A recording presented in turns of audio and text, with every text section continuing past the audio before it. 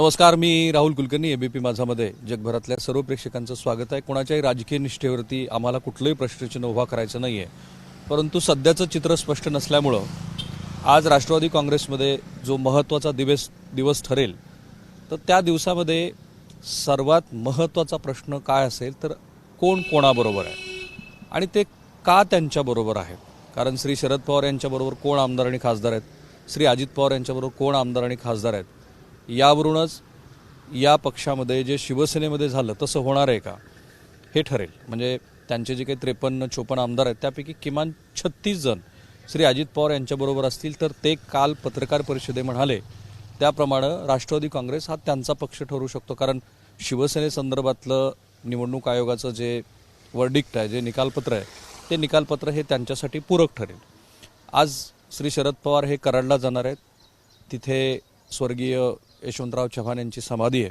त्या समाधीचं दर्शन घेऊन मग काल जे ते म्हणाले की मी जनतेच्या दरबारात जाणार आहे, कारण श्री शरद पवार यांच्यासाठी सातारा आणि सोलापूर हे 2 जिल्हे पुण्यानंतर फार महत्त्वाचे ठरतात आणि यशवंतरावांची समाधी आहे. यशवंतराव ज्यांनी महाराष्ट्राचा मंगल कलश आणला आणि महाराष्ट्राच्या सुसंस्कृत राजकारणाची सुरुवात केली म्हणून. आणि अशा वेळेला आमच्याच वेगवेगळ्या प्रतिनिधींनी जी यादी आपल्याला बनवून दिलेली आहे, ती यादी आणि ते त्यातले आमदार हे श्री अजित पवार यांच्याबरोबर का आहेत याचं विवेचन आपण आजच्या मधल्या ओळीतनं करू.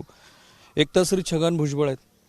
आता ह्यातली पहिली प्रतिवाद म्हणून केली गेलेली कुठली गोष्ट असेल तर जे 9 आमदार आहेत त्यातले किमान 5-6 जण असे आहेत की ज्यांच्या विरोधामध्ये केंद्रीय तपास यंत्रणेचा ससेमेरा सुरू आहे आणि तो चुकवण्यासाठीच ही मंडळी ही भारतीय जनता पार्टीच्या सरकारमध्ये सहभागी झालेली आहे. तर त्यातलं प्रथम क्रमांकाचं नाव जे येतं आहे ते छगन भुजबळ यांचंच आहे. छगन भुजबळ हे 2 वर्ष जेलमध्ये होते, त्यांना जामीन मिळाला आणि ते सध्या जामिनावरती. परंतु काल छगन भुजबळ यांनी याबद्दलचे तपशीलवार खुलासे केलेले आहेत. त्यांनी यादीच वाचून दाखवली. त्यांचं असं म्हणणं आहे की यातले हसन मुश्रीफ सोडता जे की सध्या अंतरिम जामिनीवरती आहेत, म्हणजे त्यांना दिलासा मिळालेला आहे एका अर्थाने, तर बाकीच्यांच्या विरोधातल्या सगळ्या ज्या काही चौकशा होत्या त्या थांबलेल्या आहेत. सो छगन भुजबळ, दिलीप वळसे पाटील, हसन मुश्रीफ, धनंजय मुंडे, अदिती तटकरे, संजय बनसोडे, अनिल पाटील, धर्मराव बाबा अत्राम ही पहिली जी काल मंत्रिमंडळामध्ये सहभागी झालेली नावं आहेत. त्यामुळे त्यांच्या नावाबद्दल काही दुमत असण्याचं कारण नाही. किरण लहमाटे हे श्री अजित पवार यांचे खूप जवळचे म्हणून ओळखले जातात. निलेश लंके यांच्याबद्दल तर अजित पवार हे नेहमी म्हणत असतात की मी त्यांना हेरलं आणि अशा तरुण माणसाला पुढं राष्ट्रवादी काँग्रेसमध्ये सक्रिय केलं म्हणून नगरसारख्या महत्त्वाच्या जिल्ह्यामध्ये हा तरुण आपल्या हाताशी लागला.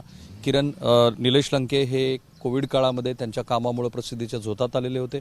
आता ते नगर लोकसभेसाठी इच्छुक आहेत आणि तशा पद्धतीचं आव्हान ते विखे पाटलांना देताना दिसतात. दौलत दरोडा हेही अजित पवार यांच्या जवळचे म्हणून ओळखले जातात. मकरंद पाटील, अतुल बेनके, सुनील टेंगरे, इंद्रनील नाईक, अशोक पवार, अनिल पाटील, सरोज आहिरे, बबनदादा शिंदे इथपर्यंतची सगळी नावं जर आपण बघितली तर ही सगळी नावं श्री अजित पवार यांची समर्थक मंडळी किंवा त्यांच्या जवळचे म्हणून ओळखले जातात. आता 2019ला जे घडलं ते आणि आत्ता याच्यातला एक बेसिक फरक जो आहे तो आपण नंतर सांगू. बबनदादा शिंदे यांचं नाव येणं हे यासाठी महत्त्वाचं आहे की बबनदादा शिंदे यांच्याबद्दल सुद्धा श्री शरद पवार यांच्या वतीनं हा दावा केला जाऊ शकतो की बबनदादा याने आपल्या कारखान्यासाठी म्हणून जे कर्ज घेतलेलं होतं त्याची ईडी चौकशी सुरू आहे. बबनदादा हे अडचणीत आलेले आहेत आणि बबनदादा यांच्याबरोबरच साखर कारखान्यासाठी शेतकऱ्यांच्या नावावरती घेतलेल्या कर्जामुळं त्यांचं संपूर्ण कुटुंब चौकशीच्या फेऱ्यात आलेलं असल्यामुळं त्याच्याशिवाय त्यांना पर्याय नाही. म्हणजे याचा अर्थ काय तर हा दावा केला जाऊ शकतो की अजित पवार यांच्याबरोबर गेलेले जे आमदार आहेत ते आमदार मुख्यत्वे गेले त्याचं कारण चौकशा, साखर कारखान्यातल्या वेगवेगळ्या भानगडी वगैरे. त्यानंतर यशवंत माने जे मोहोळ मतदारसंघाचे आमदार आहेत, नरहरी झिरवळ यांनी तर खुलेपणानेच अजित पवार हे मुख्यमंत्री व्हायला हवेत अशा पद्धतीची भूमिका घेतली होती. दत्ता भरणे जे इंदापूर मतदारसंघाचं प्रतिनिधित्व करतात आणि इंदापूर बारामती हा असा मतदारसंघ आहे की जिथे अजित पवारांचं पाठबळ असल्याशिवाय त्या मतदारसंघातनं विजयी होणं हे अवघड आहे.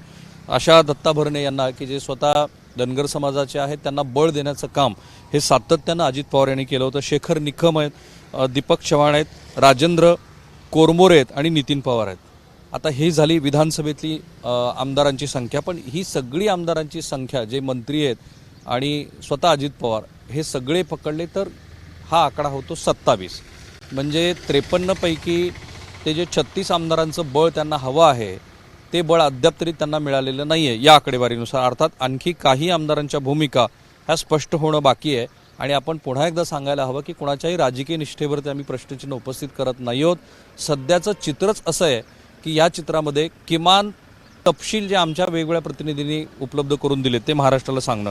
विधान परिषदेचे आमदार फार महत्त्वाचे नसले तरी विधान परिषदेतलं विरोधी पक्षनेते पद आणि विधान परिषदेच्या उपसभापती सभापतीची निवड, तर याच्यातलं एक नाव मला फार महत्त्वाचं वाटतं आणि ते रामराजे निंबाळकर. रामराजे निंबाळकर हे प्रदीर्घ काळ विधान परिषदेचे सभापती राहिलेले आहेत. त्यांचे जावाई राहुल नार्वेकर हे सध्या विधानसभेचे अध्यक्ष आहेत. आणि अशा वेळेला रामराजे निंबाळकर यांचं तिथं उपस्थित असणं, कारण ते स्वतः वकील आहेत, नेहमी बोलताना ते कायदेशीर बाबीबरोबरच तत्व अशा अर्थाने ते बोलत असतात.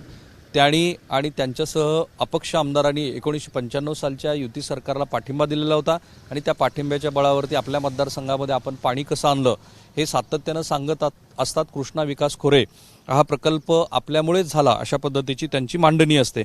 अमोल मिटकरी जे विदर्भातले आहे, जे राष्ट्रवादी काँग्रेसचे प्रवक्ते आहेत, अत्यंत तिखट शब्दामध्ये ते भारतीय जनता पार्टीमध्ये वर टीका करताना दिसत होते. मधल्या काळामध्ये हे सूचक होतं की ते भारतीय जनता पार्टीवरती फार काही तिखट बोलताना दिसत नव्हते, फक्त अजित पवार यांचा संदर्भ येईपर्यंत.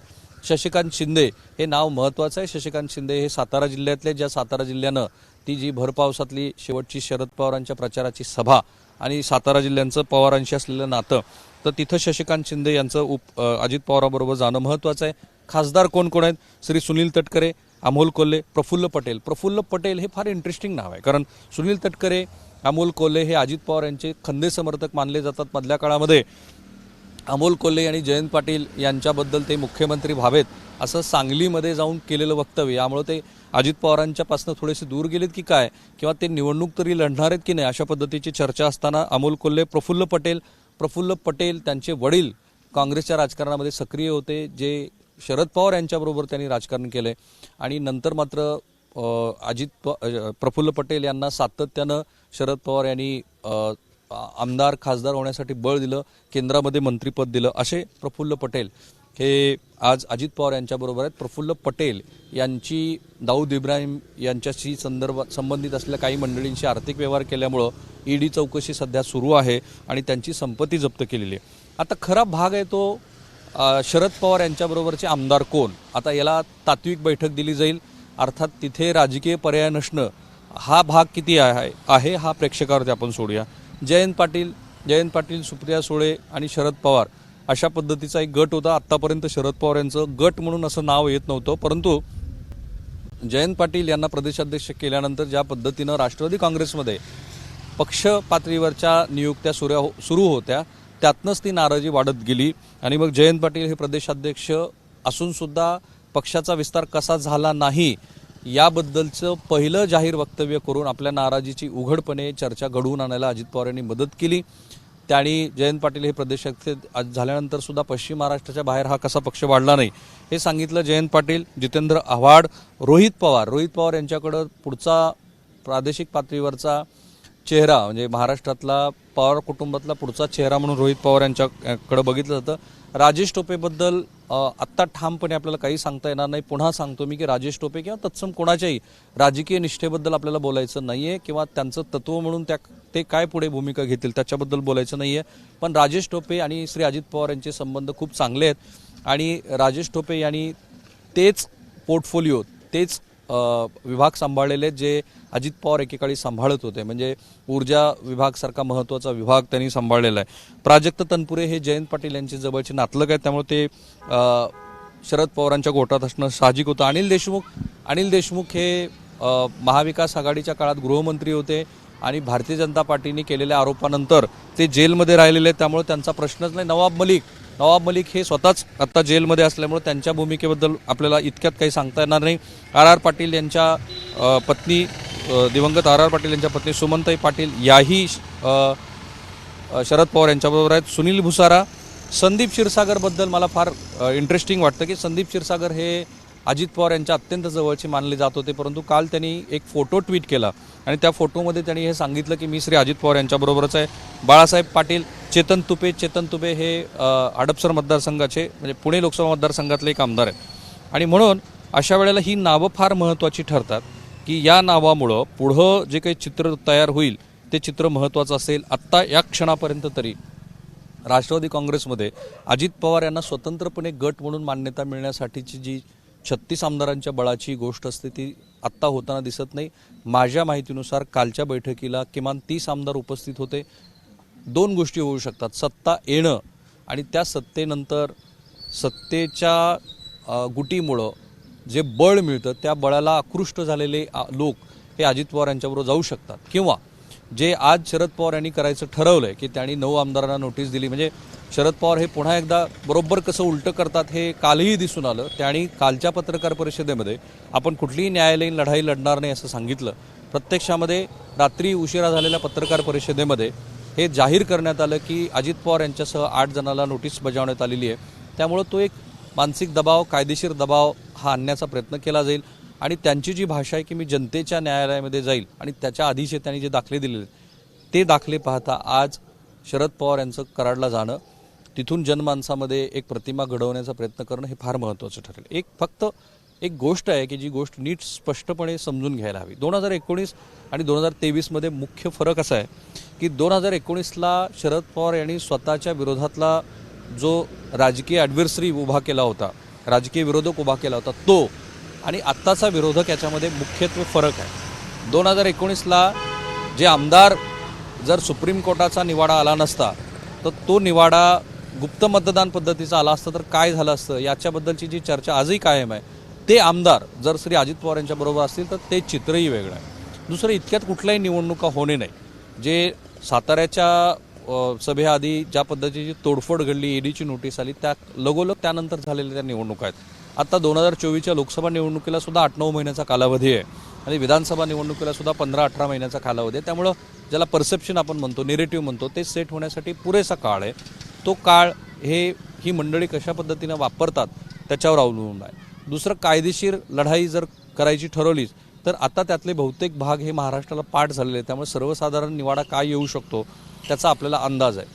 पण ही लढत ही खूप रंजक असणार आहे, कारण याला कौटुंबिक कलहाचा पदर आहे. आज जरी कुणी फार जाहीरपणे हे बोलत नसलं आणि आपल्यालाही त्याचा फार उहापोह करायचा नसला तरी कौटुंबिक कलहाची जी पार्श्वभूमी आहे त्याचीही चर्चा भविष्यामध्ये होताना देऊ शकते.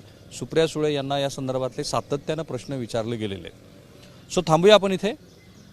ज्या महत्त्वाच्या गोष्टी दिवसभरात घडत आहेत आणि घडणं अपेक्षित आहे त्याबद्दलचा आपण आढावा मधल्या ओळीतनं घेत असतो आणि त्याला तुमचा खूप उत्तम प्रतिसाद आहे. तरीही तुमच्या जर काही महत्त्वाच्या सूचना असतील तर त्या तुम्ही करा. मी आणि एबीपी माझा सर्व सोशल मीडिया प्लॅटफॉर्मवरती आहोत. तिथे कमेंट बॉक्समध्ये तुम्ही ज्या कमेंट करत असता त्या आम्ही पाहत असतो. माझे आणि एबीपी माझाचे सर्व सोशल मीडिया प्लॅटफॉर्म फॉलो करायला लागा. एबीपी माझा, उघडा डोळे बघा नीट.